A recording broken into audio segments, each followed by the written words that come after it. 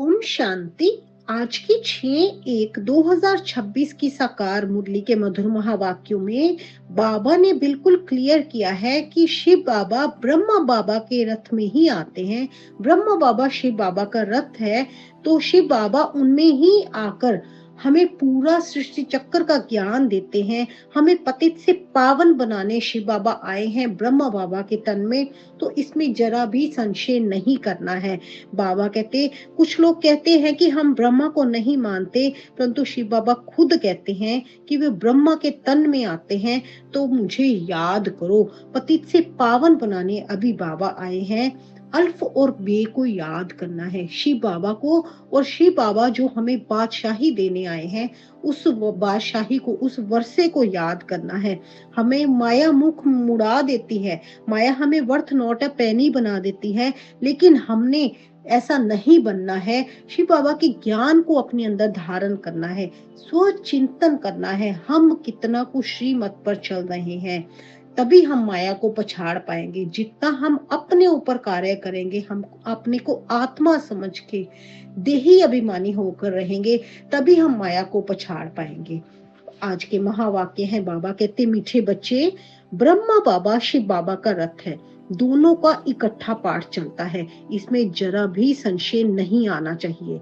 प्रश्न है आज की मुरली से, मनुष्य दुखों से छूटने के लिए कौन सी युक्ति रचते हैं जिसको महापाप कहा जाता है? उत्तर दिया बाबा ने, मनुष्य जब दुखी होते हैं तो स्वयं को मारने के, खत्म करने के अनेक उपाय रचते हैं, जीव घात करने की सोचते हैं, समझते हैं इससे हम दुखों से छूट जाएंगे।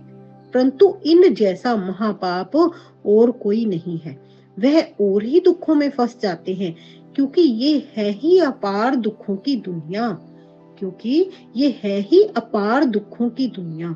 ओम शांति।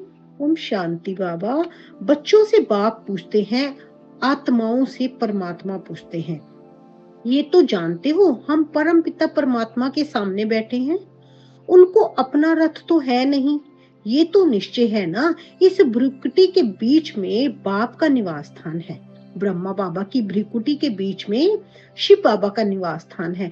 बाप खुद कहते हैं, मैं इनकी भ्रिकुटी के बीच में बैठता हूँ, इनका शरीर लोन पर लेता हूँ। आत्मा भ्रिकुटी के बीच है, तो बाप भी, ब्रह्मा बाप भी वहीं पर बैठते हैं। अब ब्रह्मा बाबा की भी भ्रिकुटी के बीच में उनकी खुद की आत्मा भी है, और शिव बाबा की आत्मा भी वहीं पर बैठती है। ब्रह्मा है तो शिव बाबा भी है, ब्रह्मा नहीं है तो शिव बाबा बोलेंगे कैसे? ऊपर में शिव बाबा को तो सदैव याद करते आए। अब तुम बच्चों को पता है, हम बाप के पास यहाँ बैठे हैं, ऐसे नहीं कि शिव बाबा ऊपर में है, उनकी प्रतिमा यहाँ पूजी जाती है। ये बातें बहुत समझने की है। तुम तो जानते हो, बाप ज्ञान का सागर है। ज्ञान कहाँ से सुनाते हैं? क्या ऊपर से सुनाते हैं? यहाँ नीचे आए हैं शिव बाबा, यहाँ नीचे आए हैं, ऊपर से कोई ज्ञान नहीं सुनाते हैं। इस बात में अच्छी समझ चाहिए।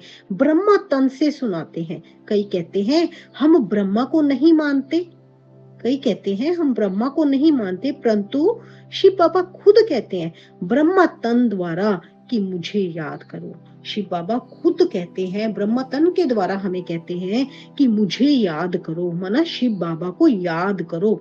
ये समझ की बात है ना, लेकिन माया बड़ी जबरदस्त है, एकदम मुंह फिराकर पिछाड़ी कर देती है।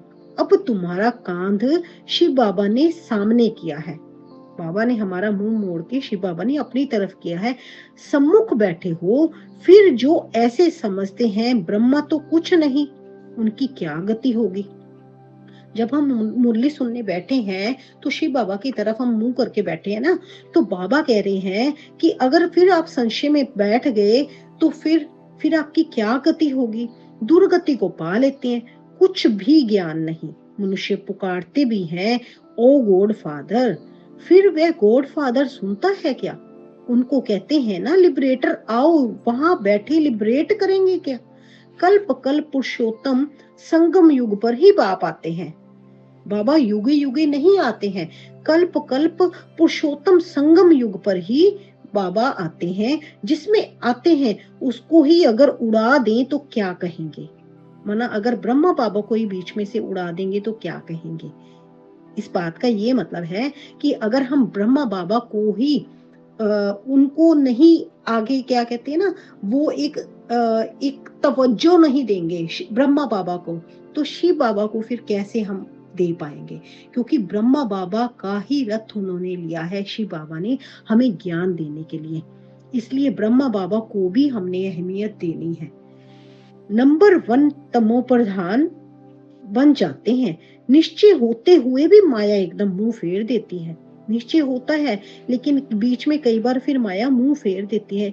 इतना उसमें बल है जो एकदम वर्थ नोट ऑफ पेनी बना देती है। माया में इतना बल है, एकदम से मुंह फिरा देती है और वर्थ नोटा पेनी बना देती है। ऐसे भी कोई ना कोई सेंटर्स पर है, इसलिए बाप कहते हैं खबरदार रहना। भल किसको सुनाते भी रहे सुनी हुई बातें, परंतु वह जैसे पंडित मिसल हो जाते हैं। जैसे बाबा पंडित की कहानी बताते हैं ना, उसने कहा राम राम कहने से नदी पार हो जाएंगे, ये भी एक कहानी बनाई हुई है।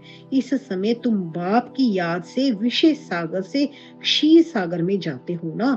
उन्होंने भक्ति मार्ग में ढेर कथाएं बना दी हैं, ऐसी बातें तो होती नहीं, ये एक कहानी बनी हुई है। पंडित औरों को कहता था, खुद बिल्कुल चट खाते में। पंडित औरों को कहता था कि राम राम कहते नदी पार करो, तो बाकी तो सभी पार हो गए, लेकिन पंडित जब खुद पार करने लगा तो वो डूबने लगा।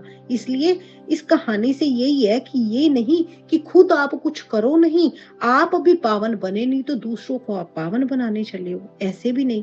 खुद विकारों में जाते रहते हो और दूसरों को कहना निर्विकारी बनो, उनका क्या असर होगा? ऐसे भी ब्रह्म कुमार कुमारियां हैं, खुद निश्चय में नहीं है तो दूसरों को सुनाते रहते हैं। ऐसे भी कुछ होते हैं ना जो दूसरों को सुनाते रहते हैं लेकिन खुद निश्चय ही नहीं है, बाबा में निश्चय नहीं है, ड्रामा में निश्चय नहीं है, तो दूसरों को सुनाते तो तीर भी कहां से लगेगा। इसलिए कहां कहां सुनाने वाले भी सुनने वाले से तीखे चले जाते हैं।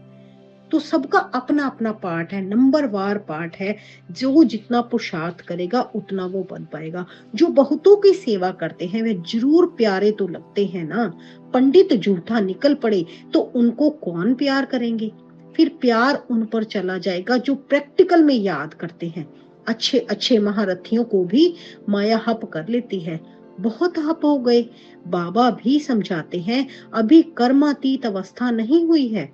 एक तरफ लड़ाई होगी, दूसरे तरफ कर्मातीत अवस्था होगी, पूरा कनेक्शन है। फिर लड़ाई पूरी हो जाने से ट्रांसफर हो जाएंगे। पहले रुद्रमाला बनती है, ये बातें और कोई नहीं जानते हैं। तुम समझते हो विनाश सामने खड़ा है, बाबा ने क्लियर किया है, तुम समझते हो विनाश सामने खड़ा है। क्योंकि बाबा अक्सर मुरलियों में बताते रहते हैं कि अभी विनाश आया कि आया, इसलिए आप अचल अडोल बनो, अपनी स्थिति पूरी पुरुषार्थ अपना बढ़ा दो, तीव्र पुरुषार्थ में लग जाओ, क्योंकि विनाश आया कि आया। अब तुम हो मिनोरिटी, वह है मेजोरिटी, तो तुमको कौन मानेगा? जब तुम्हारी वृद्धि हो जाएगी फिर तुम्हारे योग बल से बहुत खींच कर आएंगे। ये पहले की मुरलियां उस टाइम पे बिल्कुल मिनोरिटी थी ना, कुछ ही ब्रह्मा के बच्चे होते थे, ब्रह्मा बाबा के, मतलब हम ब्राह्मण लोग कुछ ही होते थे। तो अभी धीरे धीरे वाकई वो मेजोरिटी में बदल चुके हैं। जितना तुमसे कट निकलती जाएगी उतना बल बढ़ता जाएगा। बाबा कह रहे हैं जितना कट मन, जितनी जंक निकलती जाएगी, जो विकारों की जंक हमारे अंदर लगी हुई है उसको निकालना है। वो कैसे निकलेगी? वो बाबा की याद से निकलेगी, पुरुषार्थ से निकलेगी। जितना हम बाबा की याद में मगन रहेंगे, जितना हमारा योग बल बढ़ेगा, तो वो कट, वो जंक, वो निकलती जाएगी, उतना बल हम में भरता जाएगा। ऐसे नहीं बाबा जाननहार है, यहाँ आकर सबको देखते हैं, सबकी अवस्था को जानते हैं। बाप बच्चों की अवस्था को नहीं जानेंगे क्या? ऐसे हो सकता है बाप नहीं जानेंगे? सब कुछ मालूम पड़ता है, इसमें अंतर्यामी की कोई बात नहीं है। बाबा को तो सब पता होता है ना, इसमें अंतर्यामी की कोई बात नहीं है। अभी तो कर्मातीत अवस्था हुई नहीं है। आसुरी बातचीत, चलन आदि सब प्रसिद्ध हो जाते हैं। तुम्हें तो दैवी चलन बनानी है ना, देवताएं सर्वगुण संपन्न है ना। अब तुमको ऐसा बनना है, कहा वह असुर कहाँ देवताएं, अभी तुमको ऐसा बनना है, कहाँ पहले आसुरी चाल थी ना, अभी देवता बन रहे हैं। बाबा हमें देवता बनाने आए हैं, हमारे में दैवी गुण धारण करवा रहे हैं। आत्मा के जो 7 गुण छुपे पड़े थे, बाबा ने सबसे पहले हमारे वो गुण इमर्ज करवा रहे हैं। उनको पूरा इमर्ज करेंगे, अपनी शक्तियों को पहचानेंगे, तो धीरे धीरे वो कट उतरती जाएगी विकारों की, और हम आगे पावन बनते जाएंगे। बाबा रोज मुरलियों में पूरी समझानी देते हैं, इसलिए बाबा बार बार कहते हैं कभी भी मुरली मिस नहीं करनी है। जो भी काम है, कार्य करते भी आपने कर्म योगी बनना है, लेकिन मुरली पर पूरा ध्यान देना है, मुरली कभी भी मिस नहीं करनी है। आगे बाबा कहते हैं परंतु माया किसको भी छोड़ती नहीं है, छुई मुई बना देती है, एकदम मार डालती है। 5 सीढ़ी है ना, 5 सीढ़ी है, वो कौन से देव विकार है ना, 5 विकार हैं, काम क्रोध लोभ मोह अहंकार। बार बार वो फिर विकारों में हम चले जाते हैं तो सीढ़ी उतर फिर गिर जाते हैं, फिर बाबा हमें चढ़ाते हैं, फिर गिर जाते हैं। देह अभिमान आने से ही ऊपर से एकदम नीचे गिरते हैं। गिरा और मरा, अगर गिरे तो फिर मरे। आजकल अपने को मारने के लिए कैसे कैसे उपाय रचते रहते हैं, दुखी हो जाते तो अपने को मारने के लिए उपाय रचते हैं, सुसाइड अटेम्प्ट करने की सोचते हैं। 21 मंजिल से कूदते हैं तो एकदम खत्म हो जाए, ऐसा ना हो फिर हॉस्पिटल में पड़े रहें। अगर गिर गए, ऊपर से छलांग लगाई, गिरे तो कोई हड्डी उड्डी टूट गई, कुछ भी हो गया, चकनाचूर ऐसे हो गए, लेकिन प्राण नहीं निकले तो फिर दुख भोगते रहेंगे। 5 मंजिल से गिरे ना मरे तो कितना दुख भोगते रहेंगे। कोई अपने को आग लगाते हैं, अगर कोई उनको बचा लेते तो उनको कितना दुख सहन करना पड़ता है। उनको जल जाए तो आत्मा तो भाग जाएगी ना, ऐसा थोड़ी आत्मा थोड़ी ना चली जाएगी। बिल्कुल जल जाएंगे, खत्म हो गए, फिर तो आत्मा चलेगी। लेकिन अगर जल गए, कुछ बच गया, कुछ हिस्सा बच गया, आत्मा नहीं निकली तो कितना सहन करना पड़ेगा। इसलिए जीव घात करते हैं शरीर को खत्म करने के लिए, समझते हैं शरीर छोड़ने से दुखों से छूट जाएंगे, परंतु ये भी महापाप है। बाबा ने बताया ये भी महापाप है, और भी अधिक दुख भोगने पड़ते हैं, क्योंकि ये है ही अपार दुखों की दुनिया, वहां है अपार सुख। सतयुग में परम धाम में वहां पे है अपार सुख। शिव बाबा के पास परम धाम में पहुंचेंगे, वो भी बिल्कुल शांति में पहुंचेंगे। आगे सतयुग में पहुंचेंगे तो वहां पे अपार सुख है। तुम बच्चे समझते हो, अभी हम रिटर्न होते हैं, अभी हमारी रिटर्न जर्नी है, दुख धाम से सुख धाम में जाते हैं। अब बाप जो सुख धाम का मालिक बनाते हैं उनको याद करना है। इन द्वारा बाप समझाते हैं, चित्र भी है ना, ब्रह्मा द्वारा स्वर्ग की स्थापना। तुम कहते हो बाबा हम अनेक बार आपसे स्वर्ग का वर्षा लेने आए हैं, बाप भी संगम पर ही आते हैं जबकि दुनिया को बदलना है। तो बाप कहते हैं मैं आया हूँ तुम बच्चों को दुख से छुड़ाकर सुख की पावन दुनिया में ले जाने के लिए। बुलाते भी हैं, हे पतित पावन आओ हमको पावन बनाओ। ये थोड़े ही समझते हैं कि हम महाकाल को बुलाते हैं, हमको इस छीछी दुनिया से घर ले चलो। जरूर बाबा आएगा, हम मरेंगे तब तो पीस होगी ना, मरना तो सबको ही है। बाबा कह रहे हैं, सोचते हैं ना हम मरेंगे तभी तो पीस होगी ना, शांति शांति करते रहते हैं। शांति तो है परम धाम में, परंतु इस दुनिया में शांति कैसे हो जब तक इतने ढेर मनुष्य हैं। इस दुनिया में शांति कैसी होगी जब तक इतने ढेर मनुष्य हैं। सतयुग में सुख शांति थी, अभी कलयुग में अनेक धर्म है। वह जब खत्म हो तब एक धर्म की स्थापना हो, तब तो सुख शांति हो ना। जब एक धर्म की स्थापना होगी तभी सुख शांति होगी। बाबा कह रहे हैं हाहाकार के बाद फिर जय जयकार होनी है, हाहाकार के बाद फिर जय जयकार होनी है। आगे चल देखना मौत का बाजार कितना गर्म होता है। विनाश जरूर होना है। एक धर्म की स्थापना बाप आकर कराते हैं, राज योग भी सिखाते हैं, बाकी सब अनेक धर्म खलास हो जाएंगे। गीता में कुछ दिखाया नहीं है। 5 पांडव और कुत्ता हिमालय पर गल गए, फिर रिजल्ट क्या, प्रलय दिखा दी, जलमयी भल होई, परंतु सारी दुनिया जलमयी हो नहीं सकती। बाबा ने क्लियर किया सारी दुनिया जलमयी नहीं हो सकती। भारत तो अविनाशी पवित्र खंड है, इस उसमें भी आबू सबसे पवित्र तीर्थ स्थान है, जहां बाप आकर तुम बच्चों के द्वारा सर्व की सदगति करते हैं। दिल वाला मंदिर में कितना अच्छा यादगार है, कितना अर्थ सहित है, परंतु जिन्होंने बनाया है वे नहीं जानते हैं, फिर भी अच्छे समझौते थे ना। द्वापर में जरूर अच्छे समझदार होंगे, कलयुग में होते हैं तमो प्रधान, द्वापर में फिर भी तमो प्रधान बुद्धि होंगे। सब मंदिरों में ये ऊंच है जहां तुम बैठे हो, सब मंदिरों से ऊंच ये है जहां तुम बैठे हो। मधुबन सबसे ऊंच है जहां पे हम बाबा के सम्मुख बैठे हैं। अभी तुम देखते रहेंगे, विनाश में होलसेल मौत होगा, होलसेल महाभारी लड़ाई लगेगी, सब खत्म हो जाएंगे, बाकी एक खंड रहेगा। भारत बहुत छोटा होगा, बाकी सब खलास हो जाएंगे। स्वर्ग कितना छोटा होगा, अभी ये ज्ञान तुम्हारी बुद्धि में है, कोई को समझाने में भी देरी लगती है। ये है पुरुषोत्तम संगम युग, कोई को समझाने में भी देरी लगती है। ये पुरुषोत्तम संगम युग है। यहाँ कितने ढेर मनुष्य हैं और वहाँ कितने थोड़े मनुष्य होंगे, ये सब खत्म हो जाएंगे। वर्ल्ड की हिस्ट्री ज्योग्राफी रिपीट होगी शुरू से। बाबा ने क्लियर किया है, ये वर्ल्ड की हिस्ट्री ज्योग्राफी रिपीट होगी शुरू से, जरूर स्वर्ग से रिपीट करेंगी, पिछाड़ी में तो नहीं आएंगे। ये ड्रामा का चक्र अनादि है तो फिरता ही रहता है। इस तरफ कलयुग, उस तरफ है सतयुग। हम संगम पर हैं, हम अभी संगम युग पर हैं। ये भी तुम समझते हो। बाप आते हैं, बाप को रथ तो जरूर चाहिए ना, तो बाप समझाते हैं अभी तुम घर जाते हो। फिर ये लक्ष्मी नारायण बनना है तो दैवी गुण भी धारण करने चाहिए, फिर ये लक्ष्मी नारायण बनना है तो दैवी गुण भी धारण करने चाहिए। ये भी तुम बच्चों को समझाया जाता है। रावण राज्य और राम राज्य किसको कहा जाता है? पतित से पावन, फिर पावन से पतित कैसे बनते हैं? ये खेल का राज बाप बैठ समझाते हैं। बाप नॉलेजफुल है, बीज रूप है ना, चैतन्य है, वही आकर समझाते हैं। बाप ही कहेंगे, सारे कल्प वृक्ष का राज समझा, इनमें क्या क्या होता है, तुमने इसमें कितना पार्ट बजाया है। आधा कल्प है दैवी राज्य, आधा कल्प है दैवी स्वराज्य, आधा कल्प है आसुरी राज्य।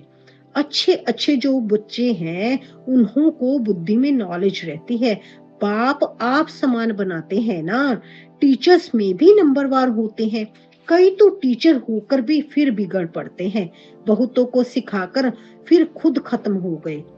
छोटे छोटे बच्चों में भिन्न भिन्न संस्कार वाले होते हैं, कोई तो देखो नंबर 1 शैतान, फिर कोई परिस्तान में जाने लायक होते हैं, कोई तो बाबा कहते हैं नंबर 1 शैतान होते हैं, कोई फिर परिस्तान जाने के लायक भी होते हैं। कई हैं जो ना ज्ञान उठाते हैं ना अपनी चलन सुधारते हैं, सबको दुख ही देते रहते हैं। ये भी शास्त्रों में दिखाया है कि असुर आकर छिपकर बैठते हैं। असुर माना जिनके अंदर विकार छिपकर बैठे हुए हैं, वो निकलते ही नहीं है, उनको निकालने का रास्ता ही नहीं ढूंढ पाते। जब रास्ता भी मिल जाता है फिर भी उनको पकड़ कर बैठे हैं, क्योंकि माया उन पर हावी होती है। इसलिए बाबा बार बार समझाने देते हैं ना, तो माया को पछाड़ने का काम करो, माया को हार खिलाओ। हार कैसे खिलाएंगे? बाबा की याद से। जितना हम बाबा की याद में टिकेंगे तभी हम माया को पछाड़ पाएंगे और बाबा के साथ चल पाएंगे। तो तैयार रहना है। असुर बन कितनी तकलीफ देते हैं, ये तो सब होता रहता है। ऊंच ते ऊंच बाप को ही स्वर्ग की स्थापना करने आना पड़ता है, और कोई भी ना कर सके। बाबा को ही आना पड़ता है स्वर्ग की स्थापना करने। माया भी बड़ी जबरदस्त है, दान देते हैं फिर भी माया बुद्धि फिरा देती है। क्योंकि जैसे ही बाबा का ज्ञान लिया, बाबा के बच्चे बने, तो शुरू से ही बाबा ने हमसे क्या दान लिया है? सभी विकारों का तो दान लिया है ना, कि ये विकार बाबा कहते ये क्रोध, ये लोभ, सब कुछ मुझे दे दो, ये सब मुझे दे दो और आप पावन बनो। पावन कैसे बनेंगे? जैसे शिवलिंग पर हम देखते हैं, हमें नहीं पता था जब तक हम भक्ति मार्ग में होते हैं, तो हम भी चढ़ाते थे ना, शिवलिंग पर हम चढ़ाते थे जाकर क्या अक धतूरा है ना, तो भांग ये सब चढ़ाते हैं, तो उसका कारण नहीं समझ आता था वो क्या चीज है। हम चढ़ा देते हैं लेकिन शिवलिंग पर ही वो चीजें चढ़ती हैं और किसी देवी देवता पर नहीं चढ़ती, उसका भी एक कारण है। ये सभी चीजें हमें ये राज योग में ये सारे पॉइंट्स क्लियर किए जाते हैं कि हम वहां पे क्यों चढ़ाते हैं, उनका क्या मतलब है। ये सभी वो विकार हैं जो शिव बाबा हमें हमें कहते हैं कि ये सब मुझे दे दो बच्चे, तुम पावन बनो, मैं तुमको पावन बनाने आया हूँ। इसलिए हमें अपने ऊपर ध्यान देना है कि हम कितने को पावन बन रहे हैं, कितना हम बाबा की श्रीमत पर चल रहे हैं। आगे बाबा कहते आधा तो जरूर माया खाएगी, तब तो कहते हैं माया बड़ी दुस्तर है। आधा कल्प माया राज्य करती है तो जरूर इतनी पहलवान होगी ना, माया से हारने वाले की क्या हालत हो जाती है। इसलिए अपने आप को संभालना है, माया से हार खाने वाले नहीं बनना है, जीतने वाले बनना है बाबा की याद से। अच्छा, मीठे मीठे सिकी लधे बच्चों प्रति माता पिता बाप दादा का याद प्यार और गुड मॉर्निंग। रूहानी बाप की रूहानी बच्चों को नमस्ते। हम सब रूहानी बच्चों की रूहानी बाप दादा को गुड मॉर्निंग, नमस्ते, ओम शांति। शुक्रिया मेरे बाबा, शुक्रिया इतनी समझाने देने के लिए, बहुत बहुत शुक्रिया मेरे बाबा। धारणा के लिए मुख्य सार है कभी भी छुई मुई नहीं बनना है, दैवी गुण धारण कर अपनी चलन सुधारनी है, बाप का प्यार पाने के लिए सेवा करनी है, लेकिन जो दूसरों को सुनाते वह स्वयं धारण करना है। जो दूसरों को सुनाते हैं वह स्वयं में पहले धारण करना है। कर्मातीत अवस्था में जाने का पूरा पूरा पुरुषार्थ करना है। कर्मातीत अवस्था में जाने के लिए पूरा पूरा पुरुषार्थ करना है। वरदान दिया आज की मुरली में बाबा ने, साकार रूप में बाप दादा को सम्मुख अनुभव करने वाले कंबाइंड रूपधारी भव। साकार रूप में बाप दादा को सम्मुख अनुभव करने वाले कंबाइंड रूपधारी भव। जैसे शिव शक्ति कंबाइंड है, ऐसे पांडव पति और पांडव कंबाइंड है। जो ऐसे कंबाइंड रूप में रहते हैं उनके आगे बाप दादा साकार में सर्व संबंधों से सामने होते हैं। अभी दिन प्रतिदिन और भी अनुभव करेंगे कि जैसे बाप दादा सामने आए, हाथ पकड़ा, बुद्धि से नहीं आंखों से देखेंगे, अनुभव होगा। लेकिन सिर्फ एक बाप दूसरा ना कोई, ये पाठ पक्का हो, फिर तो जैसे परछाई घूमती है ऐसे बाप दादा आंखों से हट नहीं सकते, सदा सम्मुख की अनुभूति होती रहेगी। बाप दादा ने आज पूरा वरदान दिया है, वरदान में पूरा पॉइंट क्लियर किया है कि अगर हम कंबाइंड स्थिति में रहते हैं तो दिन प्रतिदिन ये अनुभव होते रहेंगे कि बाप दादा हमारे साथ है, हमारा हाथ बाबा ने पकड़ा है। ये अकेला अनुभव ही नहीं करेंगे, देखेंगे भी इन आंखों से, जैसे बुद्धि से नहीं आंखों से देखेंगे, अनुभव होगा कि बाबा हमारे साथ ही है। लेकिन उसके लिए सबसे पहले कौन सा पाठ पक्का करना है कि एक बाबा दूसरा ना कोई, ये पाठ पक्का हो। तब जो जैसे परछाई घूमती है ना, तो ऐसे बाप दादा आंखों से हट नहीं सकते, सदा सम्मुख की अनुभूति होती रहेगी, बाप दादा हर पल हमारे साथ है, ऐसी अनुभूति होगी।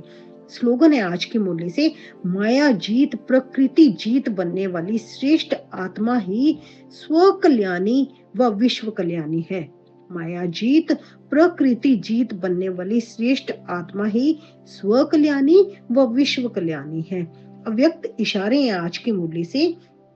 इस अव्यक्त मास में बंधन मुक्त व जीवन मुक्त स्थिति का अनुभव करो। जब आप अभी जीवन मुक्त बनो तो आपकी जीवन मुक्त स्थिति का प्रभाव जीवन बंध वाली आत्माओं का बंधन समाप्त करेगा। आप जब जीवन मुक्त स्थिति का बनोगे, जीवन मुक्त स्थिति वाले बनोगे, तब आपकी जो जीवन मुक्त स्थिति का प्रभाव है वो जीवन बंध वाली जो आत्माएं होगी उनके बंधन को समाप्त करेगा। तो वह डेट कब होगी? जब सब जीवन मुक्त होंगे, कोई बंधन नहीं। सब बंधनों में पहला एक बंधन है देह भान का बंधन, उससे मुक्त बनो। देह भान का बंधन सबसे बड़ा बंधन है, उससे मुक्त बनो। देह नहीं तो दूसरे बंधन स्वतः ही खत्म हो जाएंगे। देह का बंधन ही छूट जाएगा तो दूसरे बंधन तो बाबा कहते हैं स्वयं ही खत्म हो जाएंगे। इसलिए देह भान में नहीं रहो, हमेशा देही अभिमानी बनो। आत्म अभिमानी बनेंगे, अपने को आत्मा समझकर चलेंगे तो तभी देही अभिमानी बन पाएंगे। इसलिए सबसे पहले अपने ऊपर ध्यान देना है कि मैं कितना को बाबा की श्रीमत पर चल रहा हूँ। स्व चिंतन करना है, स्व चिंतन से ही हम बाबा की श्रीमत का पालन कर सकेंगे। अच्छा जी, शुक्रिया मेरे बाबा। ओम शांति, ओम शांति।